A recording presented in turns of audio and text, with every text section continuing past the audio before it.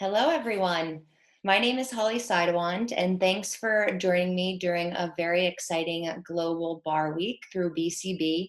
I'm very excited to be here to talk about one of my many favorite subjects in regards to alcohol production, but that I think gets glanced over quite a bit, although very shiny and very fun to look at and take photographs of. And this is the hidden secrets of distillation copper contact. So I'll be running this today, and we do have some features and bits with some folks from Vendome Copper and Brass Works down in Louisville, Kentucky as well, which I'm really excited about. And before we get moving along here, even this photo in the background is a pot still from Scotland. I do have to preface that obviously just the history of distillation and alcohol production in general on any type of still, there's lots of different seminars that could segue from that concept. I do come from a whiskey background, so I'll forewarn everyone now. A lot of what we'll be talking about is very overarching distillation and copper concepts, but a decent amount of the photos and the concepts will be coming from my whiskey background. Now, there definitely is some rum and gin and many other types of production methods that we will mention in this seminar, but I did want to give a little bit of a background and preface to what you might be seeing and where some of this context comes from. But of course, all of this is to really just dive into what is happening during this distillation process with the copper. So focusing in on one style or type is fine to be able to apply that across the board. So again, that is my background, grain and whiskey. And one of the things that I've always loved to do, I wrote a whiskey blog for quite a long time, traveled around the world documenting distilleries, working at some distilleries. And yes, of course, some distilleries do not allow you to take photographs of the pot stills for explosion reasons and many other reasons. But regardless, I was always drawing the copper pot stills. And a lot of times, every tour is different and every experience at a distillery is different. I've always been really interested in what happens on the front end, not necessarily on maturation if you're involved in a product that does have oak maturation at the end, but really what's happening at the distillery.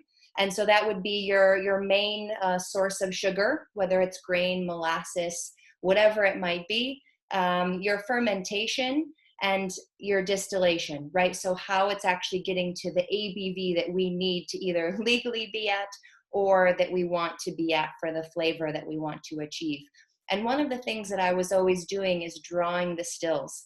And a lot of people focus on really alternative grains potentially, especially in the craft industry setting, maybe like here in America. Yeast is becoming a very important topic. How long you ferment, type of yeast strands, wild fermentation, all fantastic things. And then the copper pot stills are kind of the ta-da. Or the column stills, of course, but a lot of times you only get to see the pot stills. This is the ta-da, and this is where we want you to take in that awe of that process and of that metalwork. But there's a lot going on in this process, and it does get glossed over all the way from the actual distillation and also the condensing systems that are utilized. So what's actually happening in those copper or stainless steel systems and what is not happening? And you can tell a lot by what that distiller or blender or brand is trying to achieve, not only from what they tell you about all of the yeast and maturation and type of grain and all the special things that they do, but just the size and shape and layout of their distillation setup. And to me, that was mind-blowing. You could walk around a distillery, not talk to anyone, only have a few seconds, but you can probably get pretty close to what they might be trying to achieve just by the setup of their stills. So that's the goal of this seminar, was to find those hidden secrets of distillation. So if no one's there to walk us around a distillery, we know at least we're headed in the right direction for what we might want to find out and seek. So very, very quick overview. Again, history is its own seminar, right? So we won't go into the debate of history and alcohol production. But at the end of the day, humans want to make alcohol out of anything they have left over, right? And so I have some ingredients listed: barley, corn, wheat, sugarcane, grape, fruit. So anything that could potentially have a sugar source. So this is great. And we know that naturally yeast can utilize those sugars wherever they're coming from and make alcohol. Now, that's only typically going to get us potentially 5 to 8% alcohol by volume. And so you see I've really zoomed in, and this is more of a single malt potentially setup. You see I've zoomed in on that distillation. Here, there's lots of shoot-offs that can happen, not only in those front parts, but also in this distillation part. And so this is what we're going to be focusing on today, is how do we concentrate that alcohol? How do we go from that beer or that wash and actually concentrate it to the ABV that we need? And it seems quite simple. Obviously, we know boiling points, which we'll talk about on the next slide, but there's, again, a lot more happening that we really need to take a closer look at. So here, basically, what is distillation, right? We're not actually changing the composition of anything. We're just changing, obviously, with temperature and heat and energy, we're able to change how we see those components come together or separate. So you see here, back to the basics, right? Solid can go to a liquid, can go to a gas with different energy exchanges. So that's all we're really choosing to do. And we can think about it in ice, water, in a puddle, and evaporation. We're just changing where that energy is going. So we're not actually changing the composition of anything. We're just trying to focus in and change those energy sources. So here you have very, very basic boiling points. We need to essentially utilize these things like a kettle. We need to boil this beer or this wash that we've been able to achieve. So pure alcohol is 78.5 C. Water is at 100 C. So obviously we can already start to tell that we're able to separate things away from that water, which is again going to be eventually our end product or some of our waste product as well. When those two are together, actually the boiling point of the two is 78.2 C. So there's obviously some changes with different sorts of compositions that you might have. And you see here we have some simple pot still distillation going on here, condensing, just showing a basic setup of how we're actually going to boil these. And we're going to start looking at pot stills first, because at least in my mind, they make a little bit more sense than column distillation. And at the end of the day, we can boil this as much as we want, right? We can get to, very, very high alcohol by volume, being able to truly separate all of those alcohols away from that water. But we do eventually get to a certain point where we just do not have the capacity or enough energy to separate it completely. And this is called your azeotrope. So 97.5% alcohol by volume is really the max, where it's just not efficient anymore to try and separate away from that water. So you see that we're obviously going to have different changes in levels in the alcohol by volume by the end of the distillation. So very simple process of how we're able to get to that potentially 30% or above alcohol by volume. And this is a fantastic slide, lots of words, but don't worry too much about it. It's really talking about the general term alcohol that we utilize actually means lots of things. So the one that we're probably talking about more often than not is your ethyl alcohol or your ethanol.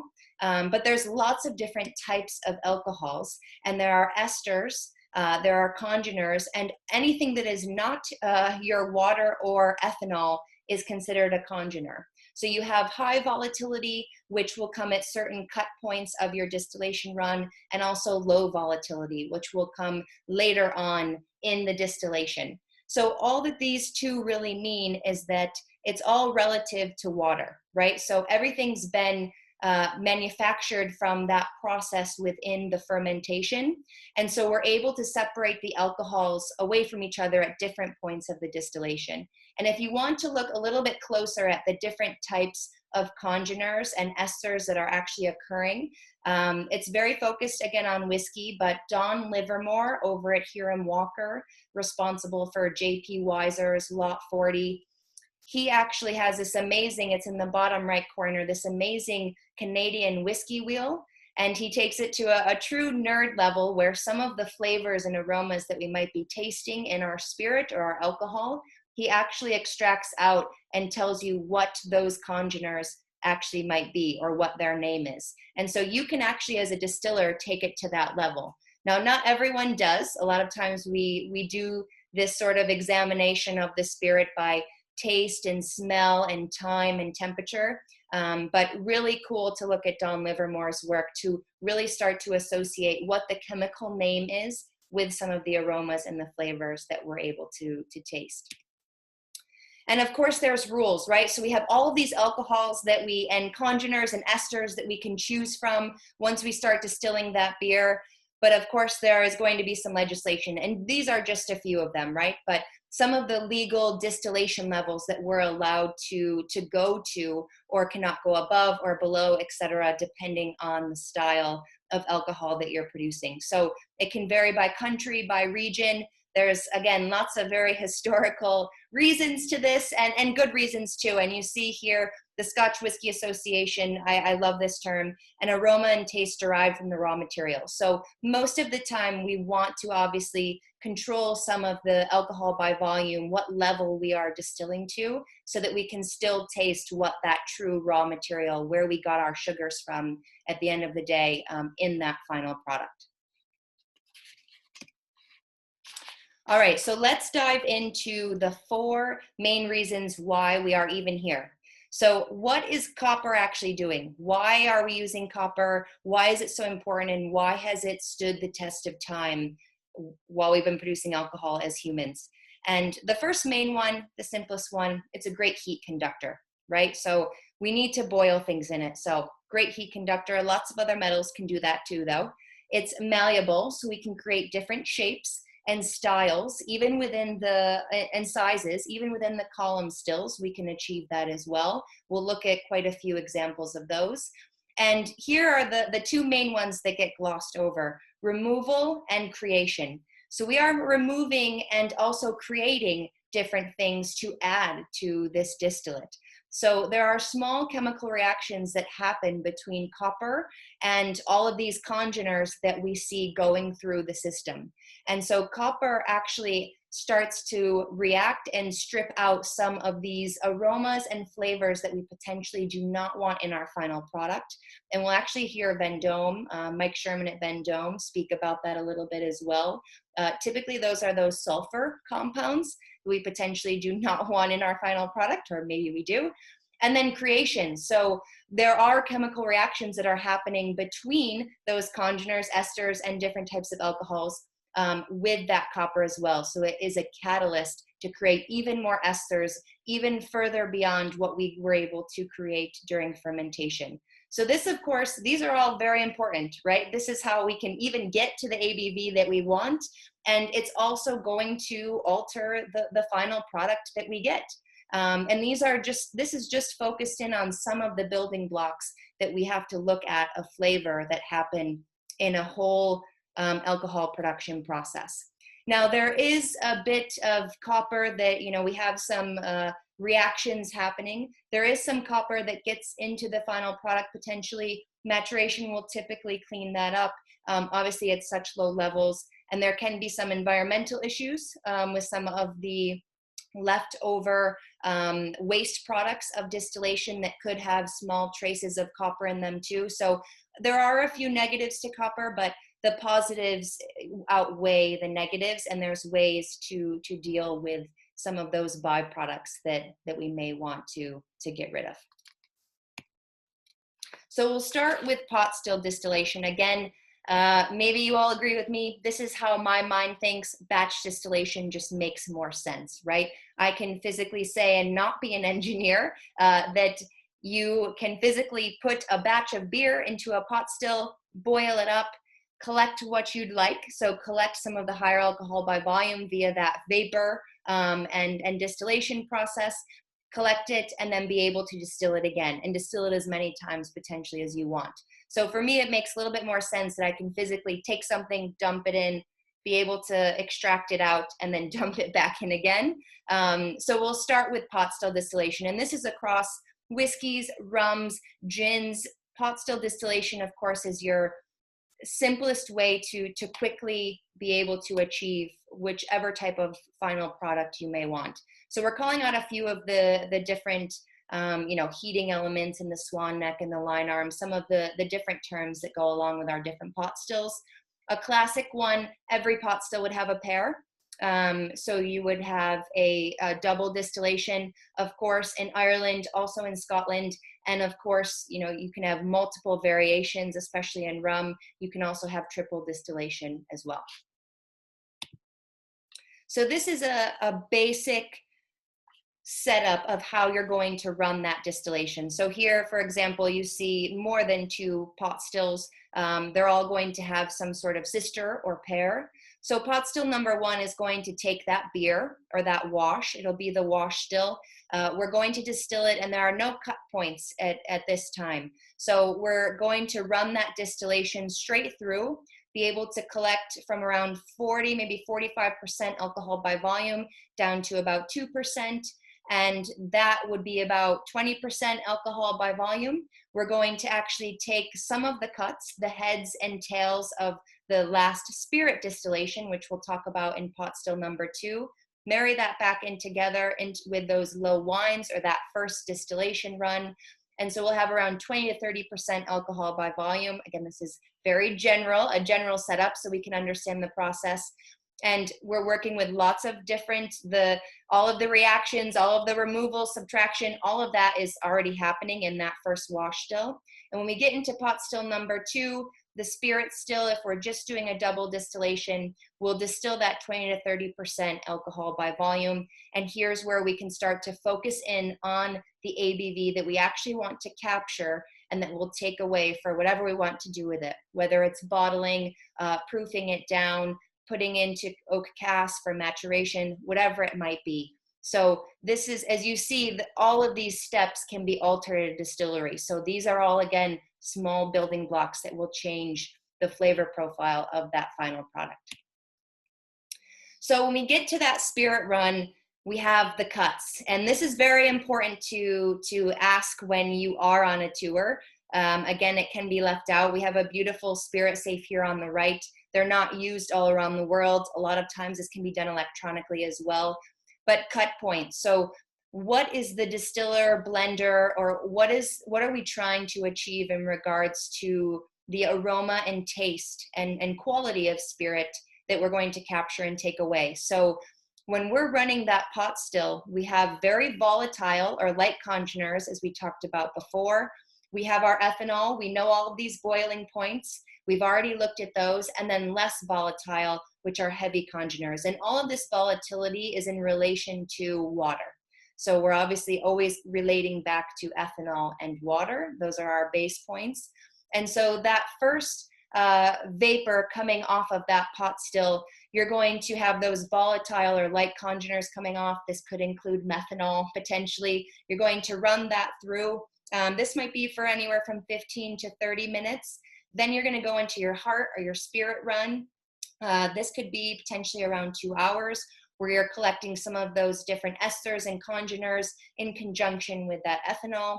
And then sometimes it depends again on the distiller. They may do it by time or temperature or flavor and taste. But then they'll run into the tails and feints. So these are the heavier congeners that didn't make it up and out of the still yet. And those will be the tails. That could be your maybe a little bit funkier, maybe some butanol, some of these heavier types of alcohols. And those obviously would be married back together with the heads and then put into the next distillation run. So this is how we're able to capture different snapshots of different flavors and aromas that we might want. And every distillery, no matter grain, molasses, whatever you're trying to achieve on a pot still, you will choose to make cut points. And so this, of course, will drastically change the types of spirit that you're going to achieve off of that spirit run. And so when talking about distillation in general, we have to talk about reflux. And the reason that although we're talking about pot stills right now and we haven't gotten into continuous distillation, I wanted to put this quote from Richard Seal at Foursquare Rum in here. I don't know if anyone listens to Jason and Joshua. They run an independent bottling company of lots of different spirits, but they also have a podcast called One Nation Under Whiskey. And I was recently listening to it, and Richard was on. I haven't been to the distillery, and they were talking about, heavy rums and lighter rums, and how continuous distillation does sometimes get a bad rap. It's a little bit of a fight between pot still distillation and continuous distillation. And that fight typically comes in the context of reflux. And so we're going to talk about reflux in regards to both, but I really like this quote where he says that it's, potentially continuous stills can still have, create a heavier spirit and have less reflux. So typically we think of pot still distillation would not have as much stripping capacity. You don't have as much copper contact as a column still would have. And you can't achieve that ABV as a column still would have, or at least not in the efficiency. And reflux can happen in lots of different capacities, both in pot stills and in column stills. So don't think that there is less or more reflux in one or the other. And I just like to throw this in there, showing that you can create heavier spirits in column stills. All of the reflux is not just in those column stills. So reflux, what does that actually mean? So when you're actually distilling that vapor, you want to potentially achieve and have different ways that that vapor can be pushed back down into that pot still or back down through that column still. And so when that vapor is being pushed back down, it again then has to condense back into a liquid and then be forced to react again with more copper. And so this is where you can really start to see how much copper contact does this distillery want to achieve. And the more copper contact you have, typically the lighter, fruitier, a little bit more delicate style spirit than you would have if you have less copper contact. And another thing in regards to reflux, it also depends on just how often you clean your stills, right? So you're going to have dirty and cleaner parts of the pot still distillation just from those chemical reactions that are happening within and on that copper, and also just maintenance, right? So you can have weak spots in copper that you may need to patch up. So these do not last forever, and they do need to be cleaned so that you can have those catalysts and those reactions happening. So that, of course, needs to be taken into consideration when you're talking about reflux as well. So if we look at a few different types of pot stills, you can have very plain and short. So obviously that vapor can get up and over that line arm rather quickly. So potentially not as much copper contact. Here's a very interesting one. It's actually a plain style pot still, but it has a water jacket around it. So you have cold water running down the neck of that pot still. And so as that hot vapor is rushing up, you're actually cooling that part of the copper, and so you're able to condense it and push it back down. So this is very unique as well. Again, another style of reflux. Here you have what's called a half ball. So that vapor has to go be able to get up and over through that bulge in that pot still. And then you have a full ball or a full reflux ball where that vapor can get trapped in that reflux ball and have to bounce around and potentially be pushed back down as well. So all of these different shapes have meaning, and you can really start to, depending on what styles of spirit you like to drink and you go visit their distillery, you'll probably notice, oh, I like that heavier, more aggressive style alcohol, and that typically maybe comes from a shorter squatter still. Or I like a very delicate style, maybe a little bit fruitier, a little bit brighter. Those stills are actually quite tall. And again, this is all relation to if we're looking exclusively at pot stills right now. So these again are some of the concepts and the designs that you could see in a distillery. And so I thought we would play a little bit of a game, like we're at the distilleries, even though we can't be. Just quickly looking at a few photos, we'll go through 3. Can you guess the style of the spirit? So now, of course, we don't know what they did for fermentation. We don't know how they matured it. There's lots of cultural factors that could come into play of, how they chose to ferment and what is it molasses or sugarcane? There's lots of different factors, but if we're just focusing in on the pot still distillation setup. So here, obviously, we have a pot still and some retorts, so it's a little bit different than what we were looking at in regards to some of the Scottish ways of distilling. This is actually an Adam still, what they call an Adam still. Now, me personally, I'm quickly looking at it. There's obviously no reflux balls. So we're not trying to achieve that in the pot still. We do have, you know, a decent 2 retorts, but that line arm, right? So that line arm is a steep angle down. So that vapor, once it gets over that curve, once it gets out of that swan neck, it's going straight down into the next still. It's not coming back up. So you can have different angles of the line arm. So again, I'm talking to myself, so no one can actually guess. But just from me looking at that, again, we don't know exactly everything that happened before and after, but looking at this, very steep line arm, probably less reflux, and that was their goal. This next one, okay, we take a look, triple distillation, so they're distilling it 3 times, which means you're just naturally going to have more copper contact. And I see quite a few. You see in that middle still, you see 2 reflux balls, and they're both on the other stills. There isn't an aggressive steep angle of that line arm, probably trying to achieve a different amount of reflux, or a pretty large amount of reflux. They're quite tall as well. And also you are looking here, they're probably trying to produce quite a few potentially different styles of spirit as well, because they have different shapes of the stills. They're not consistent. So lots of takeaways from that. Why I stuttered was it's from Ireland, so just triple distillation. You can sometimes guess the country as well. And then here you have some quirky distilleries out there as well. As you see, that line arm has some really fancy curves going on. And again, if a hot vapor has to go around a copper curve, you're going to have more copper contact, longer copper contact. So you can start to look at all of these different setups and start to understand what were those factors, what were those decisions being made for. And then when you go taste, hopefully, the alcohol at the end of that tour, or you go out and buy a bottle, you're able to potentially see that reflect in what you're drinking. So that was a fun little game. So these are the 3 that you've got here: Renegade Rum, lots of different distilleries in here. So now we'll move into column distillation. So again, I actually drew this diagram, or not drew, but kind of animated it from scratch, because for me, it makes the most sense if I can simplify it down to 1 column.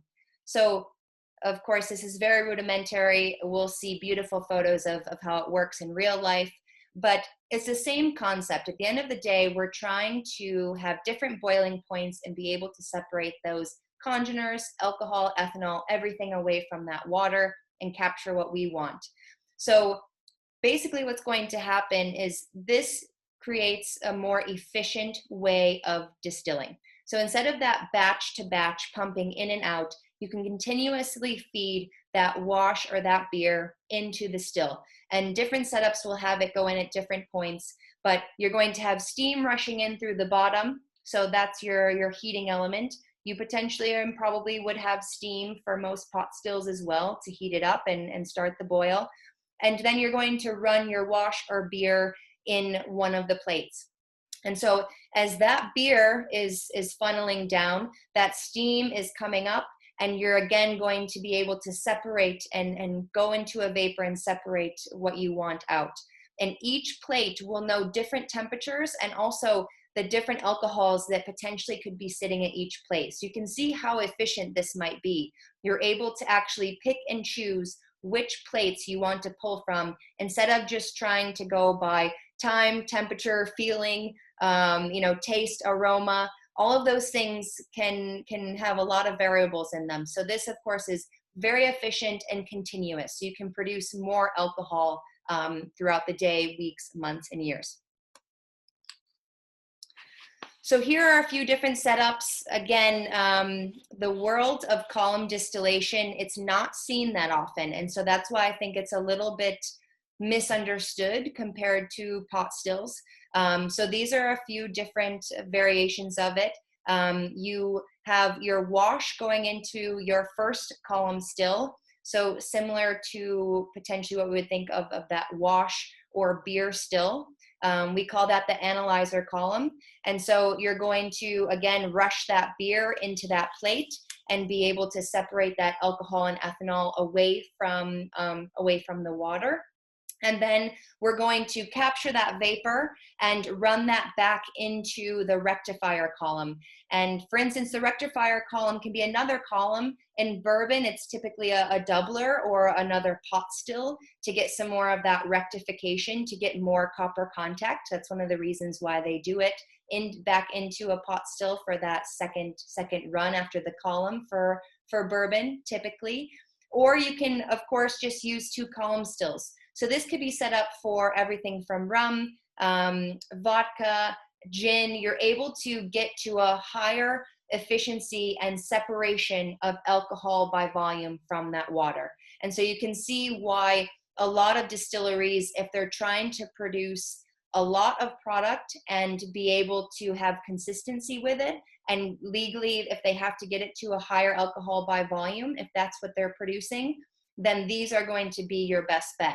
Now, all of those little plates that have the sieve holes in those column stills, those have copper. They could be copper, stainless steel. So we don't actually know what's going on in most column stills, but definitely a question to ask, because although with pot stills we can visually see and quickly, or at least a little bit easily, understand what they're trying to achieve, we can't see inside that column still. So we don't know exactly how much copper is going on in there. But again, you can assume that they're probably trying to distill to a higher alcohol by volume and want a little bit more efficiency than you would get from that pot still. So lots of different setups here. You can have, as you see, very industrial, or of course craft distilleries as well. Sean Stevens, one of the lovely gentlemen from Vendome, he's been a metal worker there for over a decade. He's written for Irish Whiskey magazine. He has many publications. He's not only quite an engineer and obviously a great metal worker, but also has a lot of great history and knowledge. So if you are in Louisville, I know he'd probably love to meet some of you. Works at Vendome Copper Works, and took and had a chat with him, and we did a brief history of column distillation. So really in that early to mid 1800s is where we see this transition of pot still isn't necessarily as efficient as some people would like. We're seeing some changes in the types of flavors that the industry and consumers are looking for. And so we see some different iterations of column stills. The one that we probably know the best is the coffee still, right? And so that hits in the 1830s and continues to be adapted to some of the more modern stills that we see here today. So moving into how do we actually manufacture these engineering feats? So what is actually copper doing? How does a new distiller actually go and how does a new brand actually go and get a new pot still, or get even where to start? I want to produce vodka and rum. What do I need? What equipment do I need? And I thought this would be applicable for the BCB crowd, because a lot of us are, potentially looking to grow and expand within this industry. And it seems like quite a heavy task to understand what equipment you might even potentially need. So I wanted to get Mike Sherman involved here. He is the VP and the nice gentleman here in the middle, the VP of Vendome Copper and Brass Works. And I have some amazing facts of Vendome. So Vendome, Mike is the 4th generation here. He works with his brother, Rob. Their 5th generation has actually started to work in the shop, he said. Some of their children started in the early 1900s and has been in Louisville, Kentucky through Prohibition, through World War II, has obviously had to diversify as American whiskey has come and gone in fashion. Of course, the past decade has been quite fashionable, but they are a custom fabricator. So you would go to them and ask questions of and explain what you need for your system and your setup and what you want to produce, and they help you customize it. So Mike will talk about that a bit. And I love this photo on the left. I really should have put a circle around it, but if you look at that, that's one of my photos from when I went down to the manufacturing facility in Kentucky. Do you see that little person next to one of those glasses, one of those sight glasses there? This is a huge column still, obviously going to produce a pretty decent amount of grain whiskey, but you can have so many different sizes, and he'll touch base on that as well. So their capabilities are obviously highly regarded in the industry. I love Mike dearly because I first kind of wandered onto the property at Vendome many years ago when I was writing my whiskey blog. You can see their logo on lots of the amazing equipment throughout the world, especially here in North America. And I wanted to get some photos, and someone asked me very politely, "This is a manufacturing facility. What are you doing? You are on our property." And they were kind enough to introduce me to Mike. So I didn't get in too much trouble. We've been friends ever since. They've been back to visit the facility quite a few times, and really appreciate him jumping in here. We have a short video recording. I did a little interview with him. So now you're watching a video, and now you get to watch a video within a video. So just exactly what you wanted. So here's Mike talking a bit about what they do at Vendome. Thanks, Holly. So the question about what size still or what type of still really starts from the very beginning when a customer calls in, or a potential customer calls in and says, "Hey, I want to get into the distilling industry." We start asking questions about things like what product they want to make, how much they want to make, whether it be in cases or proof gallons a year, and things like that. There's a threshold where if it's under a certain amount, we're looking at pot stills. Probably, our common size pot stills are 250 gallon, 500 gallon, 750 gallon. And we also get into some 1,000 gallon or 1,500 gallon capacity pot stills. The continuous stills, we start at 12-inch diameter, 14-inch, 18, 24, 30, on up to, we've gone as big as 84-inch. Not too many people are calling about 84-inch column stills, on that first phone call. But anyway, so almost 90% of the people that call, they want to make whiskey or bourbon. At least, for the last 10 years, that's been the initial thing. However, a lot of people don't have the funds to wait a minimum of 2 years, preferably 4 years, for their whiskey or bourbon to age. So most of them want to start with a vodka or a gin or something that doesn't have to be aged, so they can get something out on the market with their label and their name to get some recognition and get some income coming in. So in that regards, you do have to add equipment at the beginning to make something different.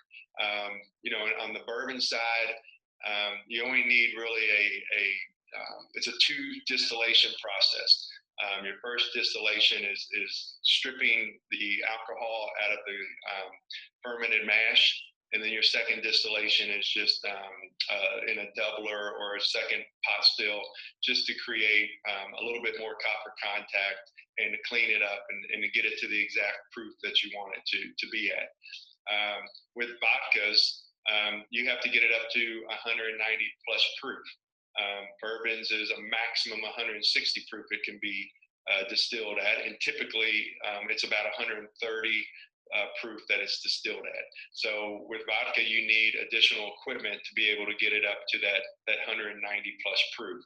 So on our pot stills, they are very versatile. You can make a lot of different products on our pot still systems. We have our basic pot still system is whatever size pot that you have, with a 4-tray column that sits on top of it, and then a condenser and a receiving tank. And you just kind of run through the pot still as many times as you need. If you want to make a vodka, you need to collect first runs and run it through multiple times. If you want to, you can put a vodka column right next to the pot still, which is 20 additional trays, which will run your product up to the 190 plus proof to give you vodka quality product. We can also put a gin basket on our pot stills, which is a stainless steel container that has a basket in it that you can put your botanicals in and everything. And through valving of the vapor lines, you can direct your vapors through the gin basket and create a gin. And then depending on what you feed or what your charge is in the pot still, if you want to do a molasses charge, you can make a rum. If you want to do a fermented mash corn grain, you can make a whiskey or a bourbon. If you're going to do vodka, then you need that vodka column, or you're going to be running it through probably 3, 4, even 5 times to get it to the proof that you need it to be considered vodka. One of the questions we get a lot is why copper? Naturally, when distillation began, and way back then, and even up till the 1950s, stainless steel didn't exist. Copper was the metal of choice, and is what all the fabrication shops and people who were making stills used copper, because that was the metal that was available. When stainless came around, there were some people who tried to change the process a little bit to say, because everyone thought stainless was the forever metal. It will last forever. You won't have to ever put in another still. We have found there are some things that will attack stainless and fatigue it and corrode it. But for the most part, stainless steel doesn't wear out. The grit of the grain going through the still doesn't wear the trays out and stuff like it does on the copper. However, there is a chemical reaction that takes place between copper and a fermented mash, and that copper attracts sulfurs and sulfides and odors and stuff like that, and keeps those things behind. And therefore, your distillate that's coming over is cleaner and is free of some of those sulfurs and sulfides that you don't want in your end product. So there is a reason for copper. You got some distilleries that from the first beer still all the way through the entire system is all copper. The beer still, the vapor lines, the condensers, the doubler, everything's copper. You have distilleries that have the stripping part of their beer still stainless, and then from the rectification point on is copper, along with the vapor lines and the condensers and everything like that. There's also distilleries out there that have even more stainless steel, but they have a big copper reaction tank where all the distillate makes its way through to get that copper contact in order to clean up and keep the ECs and the sulfurs and the sulfides down, and give it a cleaner, better product. Once you get through the initial distillation and even into the second distillation, you can go to stainless sometimes in your vodka columns and everything, because a lot of those sulfurs and sulfides are already out, and you can raise that proof up to the 190 plus in a stainless if you prefer to. Some people still keep those copper as well, but others will use a stainless column on the vodka end. So because of the copper, it does clean up the product, makes it a better product, but it also wears. Like I said, the grain is grit. It's gritty and sandy, and as it goes across those trays, it wears those trays out, wallers the holes, the sieve holes, the diameter of those start to get larger. So after 7, 8 years of running, you'll start to see that it takes more steam to run your beer still. And that means those holes are starting to waller out and get bigger, and it's your column's not as efficient as it was. It's starting to take more steam to do what it's supposed to do. At that point, typically we can go in, take the old trays out, put a new set of trays back in, get another 7, 8, 10 years out of it, depending on how hard you're running the column. And typically by the time the second set of trays run out, the side shell and everything are getting pretty thin, and the whole column will need to be replaced. So on the life of a column, typically I tell people it's 15 to 20 years. And a lot of that has to do with one, how hard they're running it. If they're running 24/7, 7 days a week, naturally it's going to wear out quicker than if you were running it, one shift 5 days a week.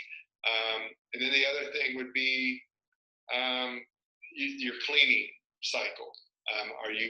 How often are you cleaning it? Typically, there's a little light caustic, like a 3% caustic rinse through the column, but caustic typically will attack the copper a little bit more aggressively.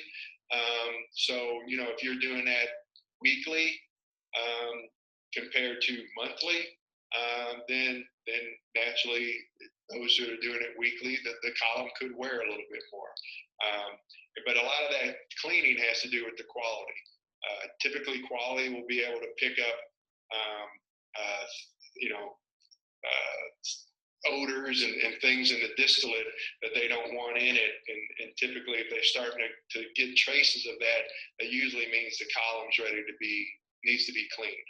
Once you get it a good little caustic clean and rinse, and then a hot water rinse after that, it revitalizes that copper. It rinses all those sulfurs and sulfides that have been attracted to the copper out of the still, out of the equipment, and then the quality of the product will pick back up.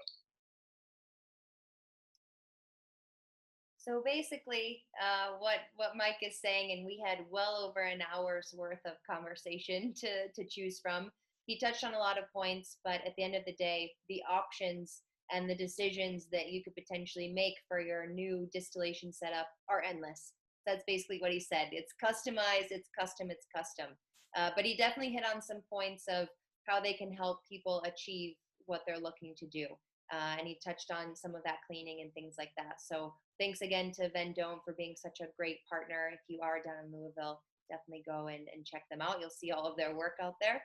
And then quickly going into some of these alternative setups that he had talked about, you have some potentially different purifiers, which again, you see here, that's where the line arm's running into more copper contact. This is a Lohmann still, which is an older preview of what hybrid still would be. You have your classic alembic, which is truly the original and the ancestor of your more classic pot still. You have these all over the world still producing different styles of alcohol. Armagnac stills as well. Of course, you see these are all slightly varying between hybrid stills, columns, pot stills, and this is really the ultimate hybrid. You've got a pot with plates and a small column above, and different size column stills as well. So lots of different things that you can do. These photos are from all over the world. So now that we've talked about, okay, we've gotten to that vapor, we know what we can do to alter the product that we're going to eventually condense and harness. And a lot of times we leave out that condensing system. And Mike touched on that as well. We never really talk about the condensing system. And you really have two types of setups. You have shell and tube condensers, which would be this tall cylinder tube coming off of either the column or the pot still. And you have worm tub condensers here on the right.